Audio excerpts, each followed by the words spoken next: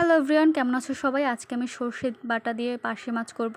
তো প্রথমে মাছ ধোয়া হয়ে গেছে, এরপর আমি হলুদের গুঁড়ো মরিচের গুঁড়ো দিয়ে দিলাম। এবার দিয়ে দেবো আমি কাঁচা মরিচ পেস্ট, তারপরে সর্ষে আর জিরা বেটে রেখেছিলাম, তো সেইটা আমি দিয়ে দিলাম।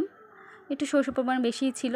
এবার আমি স্বাদ মতো লবণ দিয়ে দিচ্ছি, পেঁয়াজ কুচি দিয়ে দিলাম।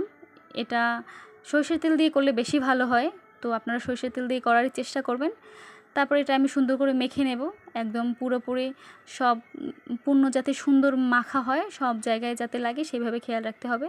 তো আমার মাখা কমপ্লিট। এবার আমি এটা সুন্দর করে সাজিয়ে তারপর একদম টান টান আলতো আছে আমি এটা রান্না করব। তো সুন্দর করে সাজিয়ে দিলাম। এবার পাত্রটা যেটা ছিল সেটা ধুয়ে আমি জল দিয়ে দেব। একটু এক্সট্রা জল দিলাম কারণ আর একটু জল লাগবে এই জন্য। এবার আমি আলতো করে দিয়ে দিলাম আর ঢাকনা দিয়ে। এই তো আমার মাছ হয়ে গেছে। একটু সময় লাগে, একটু আলতো আছে করতে হয়, তো যার জন্য সময় বেশি লাগে। একদম ঝাল ঝাল পার্শে মাছ আমার রেডি। আপনারা চাইলে এটা রান্না করতে পারেন।